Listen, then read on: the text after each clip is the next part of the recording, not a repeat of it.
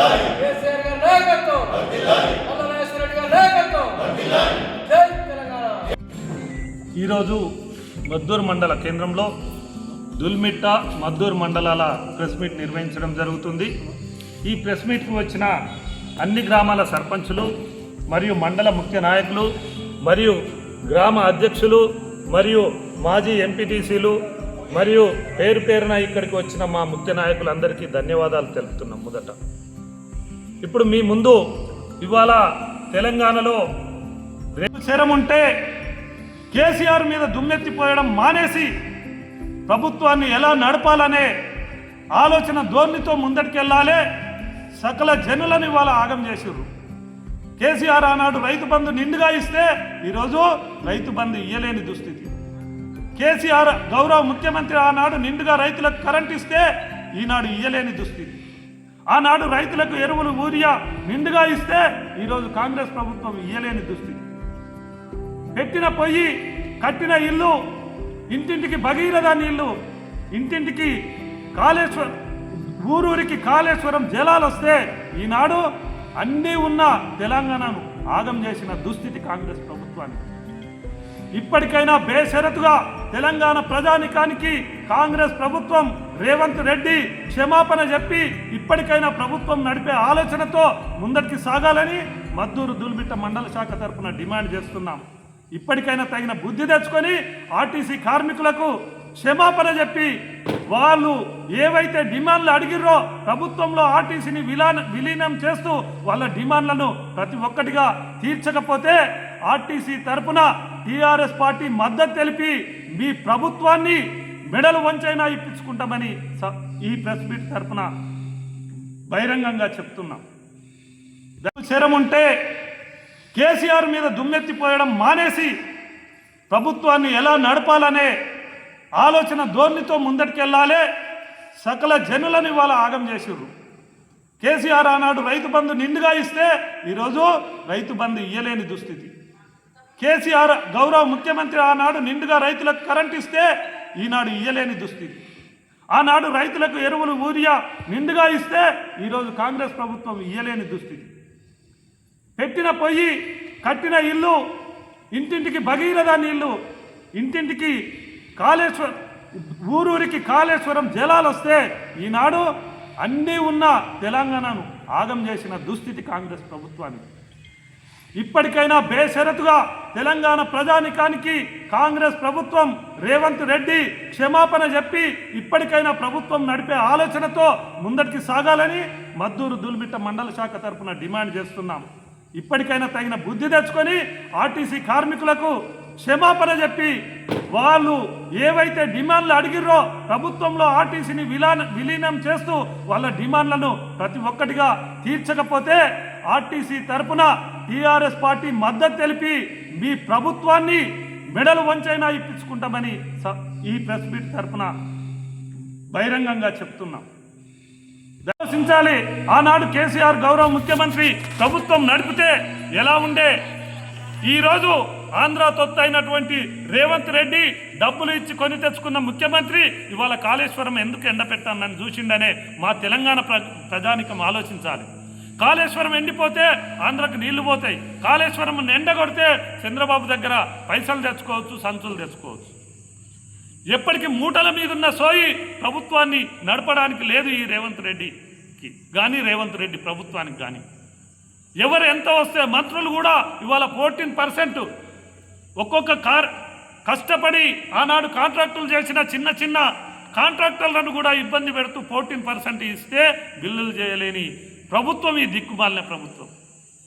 కాబట్టి డిమాండ్ చేస్తున్నాం, ఇప్పటికైనా కేసీఆర్ జోలికి కానీ, హరీష్ అన్న జోలికి కానీ, ప్రభుత్వ మా టీఆర్ఎస్ కార్యకర్త జోలికి ఏ ఒక్కరిని ఇబ్బంది పెట్టాలని చూస్తే బిడ్డ మీ ప్రభుత్వాన్ని మెడలు వంచి మీ ముక్కు నాలుగు రాపిస్తామని మద్దూరు మండల శాఖ తరఫున డిమాండ్ చేస్తున్నాం. అలాగే మా గౌరవ ఎమ్మెల్యే గారు నిరంతరం జనగామ నియోజకవర్గాన్ని పట్టుకొని ఉంటూ ఏ చిన్న సమస్య వచ్చినా, ఏ పేదోడికి సమస్య వచ్చినా వెంటనే ఆ సమస్య దగ్గరికి వచ్చి సమస్యలు సాల్వ్ చేస్తూ ఆనాడు ఇచ్చిన మాట ప్రకారం తన విద్యా కాలేజీలలో 15% గరీబోళ్లకు అందరికీ ఎవరు పోయినా 15% ఫీజు తగ్గించి కాలేజీలో సీట్లు ఇస్తుండ్రు. అలాగే ఆయన హాస్పిటల్ను నీలిమ హాస్పిటల్లో జనగామ నియోజకవర్గం నుంచి కాంగ్రెస్ కానీ బీజేపీ కానీ టీఆర్ఎస్ కానీ పార్టీలకు అతీతంగా అందరికీ ఉచిత వైద్యం అందిస్తుండ్రు. ఆ గొప్ప నాయకుడిని కూడా ఈరోజు కాంగ్రెస్ ప్రభుత్వం కానీ ఎవరైనా ఇబ్బంది పెట్టాలని చూస్తే వందలాదిగా తరలి వస్తాం, మీకు బుద్ధి చెప్తామని చెప్తూ వీరికి వచ్చిన మా ప్రెస్ మిత్రులందరికీ ధన్యవాదాలు తెలుపుతూ ముగిస్తున్నాను. జై. మొన్ననైనా ఆ రేవంత్ రెడ్డికి ఏ దేవుడు పూనిండో, ఏ మంచి బుద్ధి వచ్చిందో కాళేశ్వరం దగ్గరికి పోయి కూలిందని బదనాం చేసిన కాళేశ్వరం దగ్గరికి పోయి మళ్ళీ దీన్ని ఎట్లా వాడుకుందాం, తెలంగాణ ప్రజానికానికి ఎట్లా అందిస్తామని మంత్రుల బృందంతో పోవడం జరిగింది. ఆ రోజు మా అధినేత కేసీఆర్ గారు, ఆనాటి ముఖ్యమంత్రి కేసీఆర్ గారు మొన్న జగిత్యాలలో మీటింగ్ పెడితే దానికి పోటాపోటీగా రేవంత్ రెడ్డి కేసీఆర్ మీటింగ్ పెడితే ఇది జాతీయ మీడియాలో వస్తుంది, ఇక్కడ ఉన్న అధికారంలో ఉన్న కాంగ్రెస్ పార్టీ నుంచి బీఆర్ఎస్ పార్టీలో చేరుతుందనే ప్రమాదము, పోతే 4 రాష్ట్రాల ఎన్నికలలో కాంగ్రెస్ పార్టీ చిత్తుగా ఓడిపోతుందని తెలుసుకొని నేను కూడా ఓ మీటింగ్ పెడతా అని పెడితే 4 లక్షల మంది కేసీఆర్ మీటింగులు, 40 లక్షల మంది కేసీఆర్ మీటింగులు చూస్తే ఈనాడు ముఖ్యమంత్రి అయిన రేవంత్ రెడ్డి మీటింగ్ను 4 లక్షల మందే చూసిర్రు. ఇప్పటికైనా నీ స్థాయి ఏందో తెలుసుకో రేవంత్ రెడ్డి. కేసీఆర్తో పోటీ పడతా అనుకుని పులిని చూసి నక్క వాతలు పెట్టుకున్నట్టు ఉంటుంది నీది. నువ్వు ఓటుకు నోటుకు డబ్బులు ఇస్తూ దొరికిన దొంగవు. ఢిల్లీ కాంగ్రెస్ నాయకత్వానికి కప్పం కట్టి ముఖ్యమంత్రి అయిన నువ్వు ఈ తెలంగాణకు ఏనాడు అక్కర్రావని మేమందరికీ, తెలంగాణ ప్రజానీకానికి అందరికీ అర్థమైంది. రాబోయే ఎలక్షన్లలో నిన్ను చిత్తుగా ఓడిస్తారు. నీ దొంగ హామీలను నమ్మిన ఆర్టీసీ కార్మికులు ఆ రోజు మీకు బేషరతుగా మద్దతు ఇచ్చి మీరు ప్రభుత్వంలో ఆర్టీసీని విలీనం చేస్తా అంటే నమ్మి మీకు బేషరతుగా మద్దతు ఇస్తే ఈరోజు ఆర్టీసీ కార్మికుల నోళ్లలో బతుకుల మీద మట్టి కొట్టిన చరిత్ర మీది. ఇవాళ వారు సమ్మెకు మీకు నోటీసులు ఇచ్చి దిగితే మొన్న నల్గొండలో ఆర్టీసీ డ్రైవర్ పెట్రోల్ పోసుకొని కాలపెట్టుకుంటే చనిపోయిన దుస్థితి. ఇది ఆత్మహత్య కాదు, ఇది ప్రభుత్వ హత్య అని మేము తెలియజేస్తున్నాం. కాంగ్రెస్ పార్టీ అధికారంలోకి రాకముందుకు అనేక హామీలు ఇచ్చి ఆర్టీసీ ఉద్యోగులను కూడా ఆదుకుంటానని ఎన్నికల ముందు హామీలు ఇచ్చి మాట తప్పడం వల్ల 40 రోజుల క్రితము సమ్మెకు నోటీసులు ఇచ్చి వాళ్ళు సమ్మెకు దిగితే వాళ్ళు నోటీసులను పట్టించుకోక చర్చలకు పిలవకపోవడం వల్ల మనస్తాపానికి గురి అయి నిన్న ఆత్మహత్యయత్నం చేసుకొని పెట్రోలు పేయి మీద పోసుకొని ఆత్మహత్యకు పాల్పడ్డ శంకర్ గౌడ్ గారికి ముందుగా మా పార్టీ తరఫున 2 మండలాల శాఖ తరఫున నివాళులర్పిస్తున్నాం. మా బీఆర్ఎస్ పార్టీ బృందం గ్రామాలలో తిరిగి వరి పంటలను పరిశీలించి ఎండిపోతున్న పంటలను రక్షించండి అయ్యా. కాళేశ్వరంలో ఇప్పటికీ 29 టీఎంసీల నీరున్నది. ఆ నీళ్లను మోటార్లు ఆన్ చేసి ఇక్కడ పంపించి చెరువుల ద్వారా అదే కాలువ ద్వారా నీళ్ళు ఇస్తే ఇక్కడ ఎండిపోతున్న పంటలు రక్షించుకోవచ్చు, పండించుకోవచ్చు, కాపాడుకోవచ్చు అని మేము మొరబెట్టుకున్నా. కానీ కనీసం ఇక్కడ ఉన్నటువంటి ఈ ప్రాంతంలో ఉన్నటువంటి కాంగ్రెస్ పార్టీ ఇన్ఛార్జీలమని, కాంగ్రెస్ పార్టీ పరిపాలనలో ఉన్నటువంటి నాయకులం అనేటోళ్ళకు కూడా సోయిందా అని మేము అడుగుతా ఉన్నాం. కనీసం పంటలను ఎట్లా పండించుకోవాలని తెలియదా? మేము మా పార్టీ 10 ఏళ్ళ అధికారం ఉన్నప్పుడు ఇక్కడ ఇదే మద్దూరు కావచ్చు, లద్దలూరు కావచ్చు, ఇక్కడ రేపర్తి కావచ్చు, ఎక్కడ పోయినా పుల్లూటలున్నాయి. ఎక్కడ పోయినా ఎర్రటి ఎండల్లో మత్తలు దుంకిచ్చినాం.